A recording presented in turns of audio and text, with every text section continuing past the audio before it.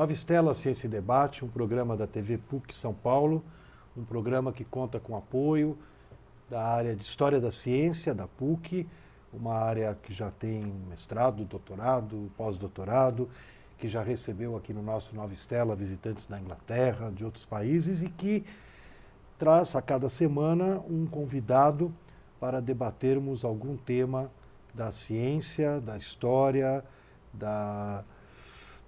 do presente, do passado, né, de onde viemos, para onde vamos, e que hoje tem um convidado que não é da PUC, mas é um convidado muito especial, o professor Pierluigi Piazzi, que muitos dos nossos telespectadores já conhecem de longa data, né, ele teve mais de 100 mil alunos em cursinho, inclusive eu, né, lá nos idos anos 70, ainda da não saudosa, que não voltará à ditadura militar no Brasil, mas naquela época ela estava ativa e atuante, e eu fui aluno no cursinho Anglo, aqueles momentos que fazem a cabeça da gente em todos os sentidos, do professor Pierre. Até aproveito para relatar, por estarmos justo no Nova Estela, com História da Ciência do apresentador, né?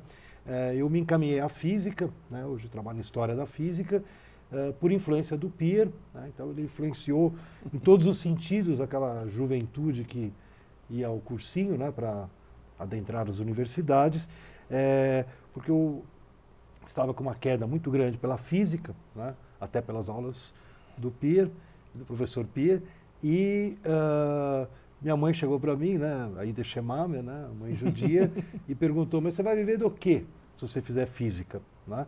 E eu fui lá, eu tinha que fazer uma entrevista para o jornalzinho Trampolim, né? E o Pierre me respondeu: olha, se você quiser fazer física, eu acho que você tem que fazer física, mas para sobreviver você pode vender livros, né? 20 anos depois, ele com a editora Aleph, eu com a Livraria Belas Artes, a gente se encontrou aí para vender livros e tal, como ele havia profeticamente proposto, e eu aceitei. Então, é um companheiro de histórias editoriais, ensino, e que, na verdade, eu acho que um dos temas que nos aproxima, Pia, é a questão da leitura, né? Um tema difícil no Brasil, né? Um tema o brasileiro não lê, o pessoal fala, e, na verdade, os números mostram que não lê mesmo, né? A leitura que Monteiro Lobato promoveu para cá, país, acho que a população tem um crescimento geométrico durante algumas décadas, agora acalmou, graças a Deus, mas teve um crescimento geométrico e a leitura não teve, né? Outros países no mundo, mesmo países com dificuldades econômicas, tiveram um boom da leitura que acompanhou mudanças, né? E que eu tenho aí a pegada de discutir um pouco a leitura em relação à inteligência, em relação ao conhecimento. Então, conta para nós essa sua faceta nova. Eu acho que o ponto mais básico, mais fundamental, é o ponto de partida que, se a gente não aceitar, o resto do raciocínio não funciona, é que inteligência se aprende. Apesar de todas aquelas ideias que existiam antigamente de que o sujeito, a inteligência tem uma componente genética, por exemplo, mas filhos de pais inteligentes são mais inteligentes. Aí foram descobrir que mesmo que adotivos. Ou seja, não é a genética, é o meio ambiente, é como a criança é criada e o que acontece. Então, inteligência é uma coisa que pode ser aprendida. É claro que na primeira infância ela pode ser aprendida com uma velocidade muito maior, mesmo na primeiríssima infância. A formação do cérebro humano, em geral, se dá praticamente no primeiro ano de vida. O cérebro humano se desenvolve 3 meses antes do nascimento. O cérebro humano produz 4.000 neurônios novos por segundo, ou seja, é o momento do boom neural, no primeiro ano de vida. E existe, inclusive, uma história que demonstra isso daí, quando uma revista francesa chamada La Recherche foi processada pela Associação de Astrólogos lá franceses, porque ela publicou um artigo, uma matéria muito interessante, dizendo que a astronomia é ciência e a astrologia é superstição. Então eles foram processados. Para se defender, o que a revista fez? Mandou pesquisar um monte de gente em termos de profissão, trabalho, inteligência, talento, vocação, e a revista demonstrou que, tabulando em função do signo, a média de todos os signos era exatamente a mesma, ou seja, não havia uma sobressalência muito grande. Menos de uma coisa. No QI, no teste de QI, Os nascidos em Capricórnio, Aquário e Peixes tinham um QI mais elevado do que os outros 9 signos, que obviamente não era influência dos astros. Foram investigar por quê. Porque os nascidos em Capricórnio, Aquário e Peixes, na França, nascem no inverno. No inverno faz muito frio e os pais saem menos de casa. E ficam mais tempo com o nenê. E só o fato de, mesmo nas primeiras semanas de vida, o nenê ter tido mais amor, mais carinho e mais estímulos, faz com que intelectualmente ele se desenvolva mais. Agora, é claro que esse desenvolvimento é muito rápido na infância, mas mesmo um adulto, mesmo alguém de cabelos brancos, tem condições de ficar cada vez mais inteligente, com uma lentidão um pouco maior, mas cada vez mais inteligentes. Por quê? Porque, no fundo, neurologicamente, nós sabemos hoje que a inteligência é diretamente proporcional à densidade de ligações dendríticas entre os neurônios. Ou seja, não é proporcional ao número de neurônios, mas é proporcional à quantidade e à complexidade das interligações entre os neurônios. E no processo de aprendizagem, bem feito, e que certamente no Brasil não é, mas vamos ter que discutir isso também uma outra hora, no processo de aprendizagem o que acontece? Você, quando faz um computador aprender alguma coisa, você muda o software. Quando você faz um cérebro humano aprender alguma coisa, você muda o hardware. Ou seja, você faz a fiação ficar cada vez mais complexa. Isso faz com que a pessoa fique mais inteligente. Digamos assim, se esse desenvolvimento dendrítico for bem executado, a pessoa fica cada vez mais inteligente. O QI, você faz o teste de QI hoje, faz daqui a 5 anos, depois que essa pessoa seguir um processo adequado, ele tem um QI maior. Então, na realidade, inteligência se aprende. Até eu me lembro que quando eu lancei esse livro, o Aprendendo Inteligência, o título, uma pedagoga virou para mim lá em Brasília, indignada. Pegou o título e falou, desde quando inteligência se aprende? Eu falei, bom, no seu caso nunca, mas no caso dos meus alunos é uma coisa mais do que factível. Você pode aprender inteligência. Então, esse é um ponto chave, básico e fundamental. O que acontece? Você vai dizer, e o que eu devo fazer para aprender inteligência? Várias coisas. Mas está demonstrado que é fundamental que o sujeito seja um leitor. O fato dele se tornar... Agora, veja bem, o que é um leitor? Não é alguém que simplesmente lê alguma coisa. Leitor é alguém que lê com paixão, que tem paixão para ler. É alguém que entra tanto na história que ele está lendo que ele esquece que está lendo. Ele passa a viver o mundo interior, e essa chave, o mundo interior.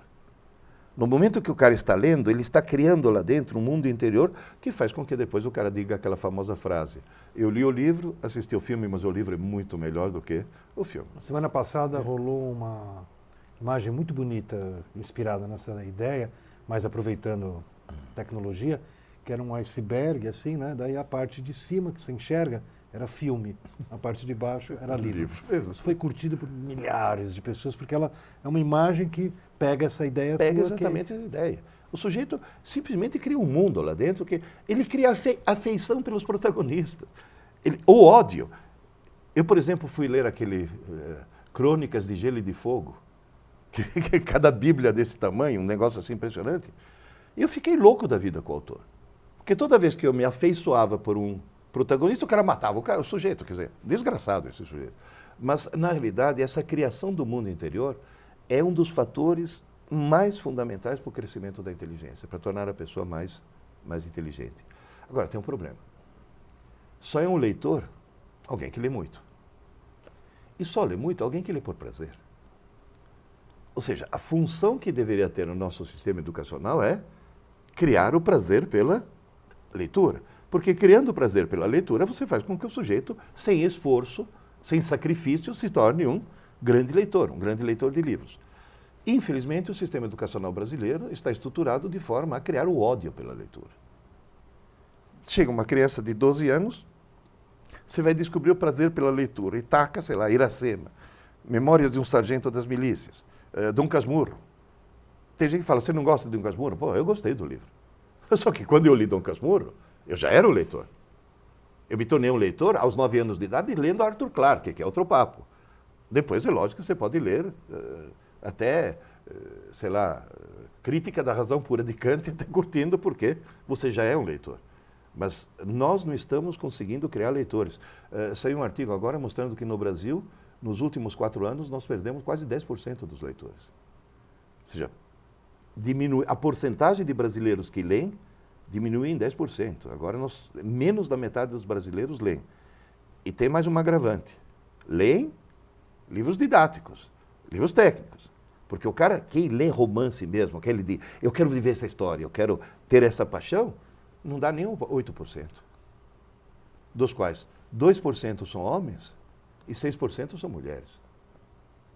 Isso mostra, inclusive, como as mulheres estão ultrapassando, estão se tornando mais inteligentes do que os homens. Tá certo que elas eu leem. queria dar uma aprofundada, eu gostei muito dessa pegada tua, né?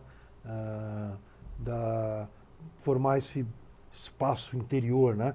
Eu até gosto de pegar uma imagem, assim, você pega no século XX, nós estamos aqui no MIS, né? Museu da Imagem e do Som, onde tudo também é cinema, né? A gente faz debates, inclusive, sobre cinema, uma leitura do filme, mas bem mais densa, né? Você já participou nessa mesma sala. E eu lembro que eu gosto sempre de citar que tem 2 filmes onde aparecem anjos, né?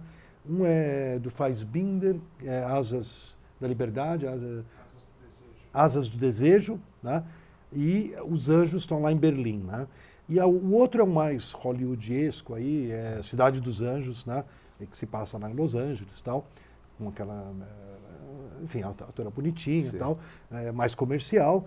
E os 2 filmes, os anjos vão se encontrar, gostam de ficar, na biblioteca. Por quê? Porque na biblioteca eles encontram as pessoas tendo essa experiência, exatamente o que você falou. E os anjos, como eles entram, né, na mente, as mentes na biblioteca estão densas, né? O cara está lá sozinho, numa dimensão, né, lendo um Dostoiévski, com coisas incríveis, né? E ele está ali vivendo aquilo e o anjo, né, parece mais interessante do que ver o que está acontecendo na rua, né? Porque não tem a mesma... Inclusive, quando o cara não está na biblioteca, não está nessa fase de leitura, é um cara cujo cérebro está sendo distraído por 47 mil impulsos diferentes. O anjo provavelmente não consegue. É banalidade, é o dia a dia. Agora, quando o cara está dentro da história, o sujeito consegue perceber, não só a história, mas nesse mundo interior consegue perceber como é a característica espiritual, mental, intelectual dessa pessoa. Então, esse mundo interior é justamente o mundo que permite que o sujeito monte as próprias imagens. Eu vou te dar um exemplo na física. Você foi meu aluno de física. Eu notei no cursinho uma coisa recente, né? Uma coisa estranhíssima. Você passa um problema de física para o sujeito. Ele sabe física, ele é inteligente, ele não consegue resolver o problema porque simplesmente é a incapacidade de transformar um enunciado numa figura. Ele não consegue imaginar a situação física a partir de um texto. É uma coisa impressionante, porque o sujeito, justamente por não ser um leitor, não criou desde criança esse hábito de criar o mundo interior. Teve até um aluno que fez uma piada, que eu vou contar uma piada do aluno, mas é uma piada emblemática. Ele disse, ele estava lá no cursinho, quando a gente passa entre as carteiras para ver os caras resolvendo os problemas, né? E, lá pelas tantas eu parei perto de um deles e falei, olha, para de equacionar. Ele falou, por quê? Eu falei, porque se você equacionar, você vai demorar 10 minutos para resolver esse teste. E a FUVEST te dá 3 minutos. Então tenta o caminho mais rápido. Ele falou, qual é o caminho mais rápido? Se não equacionar, como é que eu acho a resposta? Eu falei, usa a imaginação. Você não está vendo o que diz aí? Um carro ultrapassa um trem, está vendo? Ele falou, tô. Fecha os olhos, imagina um trem. Ele falou, não dá, está escuro. Ou seja, ele fez uma piada, mas é uma piada que se aproxima muito do que acontece. Tanto é que tem um estudo que mostra que qualquer criança colocada à frente de uma tela, seja de computador, de televisão, antes dos 4 anos de idade, acaba desenvolvendo essa forma branda de deficiência mental. A deficiência de não conseguir montar imagens interiores, de tanto receber a imagem pronta, e não através de uma descrição de um texto, ela não consegue mais criar isso. Isso faz com que a inteligência não se desenvolva tanto quanto deveria se desenvolver. A leitura é um dos fatores mais primordiais, não é único, mas é um dos fatores mais primordiais para o desenvolvimento da inteligência. Isso é fundamental. E você tem apresentado isso? Como é que tem sido a reação aí dos educadores? Olha, eu tenho tido quem gosta muito do que eu falo são os educadores, os professores, tá? Menos os professores de literatura. Porque quando eu critico a introdução dos clássicos, eles ficam indignados. Como? Eu falo, não, mas espera aí, vocês estão chegando na hora errada. Ah, mas o vestibular cobra. Eu falei, bom, então espera aí. Você está aí para preparar o cara só exclusivamente para o vestibular ou para preparar o intelecto dele, fazer o intelecto dele se formar? Eu fui numa escola no interior de São Paulo que fiquei surpreso. Todos os alunos lendo, uma coisa assim fantástica, né? Aí eu cheguei na escola e falei, mas Qual é o segredo? qual é o segredo? Ele falou, adotamos Harry Potter. É simples. Eu falo depois Nós disso. inauguramos, na época que a Cláudia Costinha era secretária da Cultura aqui do Estado de São Paulo, inauguramos quase 100 bibliotecas nas pequenas cidades. E a ideia sempre foi montar um acervo básico, em torno de 1000 livros, né? Depois pode crescer, tudo, mas vamos dizer assim, tinha pouco recurso, né? E é muita carência, né? Então eram os 1000 livros e a gente incluiu assim, quer dizer, umas certas obras clássicas, bastante obras de referência, história, geografia e tal. A parte didática a gente não tinha que se preocupar, porque isso a escola compra por outro caminho, né? Mesmo a escola pública. E bastante literatura, incluindo essa literatura pop, essa literatura que pega e tal. E deu super certo. Quando a gente abria, né, cortava fita e tal, e eu sempre preparava a criançada que estava lá esperando para bagunçar. Eu aprendi com umas meninas que foram era a Operação Vagalume, elas iam pela Amazônia e punham uma lona, enchiam de livrinho para as crianças, mandavam as crianças primeiro ficar jogando para cima. Por quê? Porque como o pessoal não está acostumado a ler, como você falou, com paixão, tudo, na verdade, as pessoas têm uma certa ideia da biblioteca, um tipo templo, assim, que você não pode, sagrado, você não pode tocar. E essa era primeiro uma catarse de colocar as crianças jogando para cima e tal. E até às vezes, como tinha as autoridades competentes do município, às vezes vinha até algum representante da área militar falando para mim, ô professor, vai devagar com essa ideia de jogar para cima, porque a gente tem que cuidar da ordem da biblioteca, né? Mas, enfim, a hora que eles entravam, aquela avalanche, né, eu já motivava para eles entrarem bem animados, né, eles corriam para o Harry Potter, óbvio, para ser o primeiro a emprestar, né, os primeiros, porque tem, sei lá, 5 volumes, né, de cada um. Acho que são 7, inclusive. Eu digo, mas a gente tinha 3, 4 exemplares, então o garoto corria para ele ser o primeiro que ele levar para casa. Inclusive me relataram um caso de um menino que estava tão ansioso por saber o final da história e não havia sido traduzido ainda o livro, ele aprendeu inglês. Nossa, que ótimo. Aprendeu inglês só para poder ler o final da história. E no fundo é uma coisa análoga que aconteceu comigo. Quando Isaac Asimov, depois de 19 anos de silêncio, resolveu publicar mais um livro da série Fundação, que ele publicou só os 3 primeiros, eu estava em Nova York, há muito tempo atrás, com inglês catastrófico, aí eu vi o livro, falei, eu vou comprar. No avião eu li, eu acho que entendi a metade. Depois de um certo tempo eu reli, entendi 3/4. Depois eu li inteirinho e a partir desse dia eu sou fluente lendo em inglês, como se eu estivesse lendo em português aliás, ou em italiano. É uma vantagem da escrita, né? A gente aprende as línguas muito mais fácil para ler do que para falar. Sim. Obviamente que deve envolver na tua abordagem cerebral deve envolver alguns softwares e hardwares mais complicados, né? Mas para ler, né, eu me lembro que eu já li inglês para estudar na universidade, né? E quando eu fui morar no Canadá, no começo no Canadá inglês, eu apanhei muito com a língua falada, apesar de ter um repertório na língua... Que foi que eu usei. Quando a gente lê, a gente desenvolve o repertório passivo. E quando a gente fala, tem que usar o ativo. E são regiões diferentes do cérebro. Então você vê uma palavra escrita em inglês, você sabe o que ela significa. Mas quando você vai falar, você quer falar o mesmo significado, a palavra não vem. Porque é outra região do cérebro que o vocabulário ativo e o vocabulário passivo são regiões bem diferentes. E aí você percebe que quanto mais o sujeito lê, mais ligações entre os neurônios acaba criando e mais inteligência. Fora o fato que, do ponto de vista cultural, aí a coisa, não vamos nem discutir do ponto de vista cultural. Tem uma pesquisa, né? que eu li uma vez, não lembro de qual país que foi na Europa, que eles detectaram o seguinte: se você levar uma classe de alunos, né, para visitar um museu, para assistir um filme, os alunos que têm o hábito da leitura, em contrapartida com os que não têm, quando você pede para comentar o que eles viram, o que eles assistiram, né, uma peça de teatro, tudo, é uma elaboração bem maior aqueles que têm o hábito da leitura.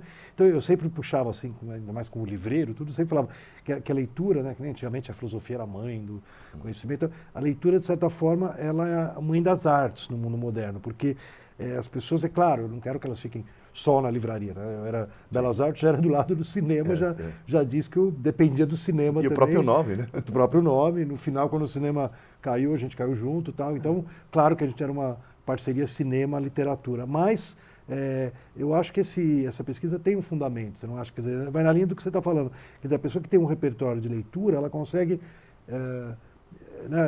receber informações até de uma televisão, né? Então a gente não gosta nem de pôr muito na conversa.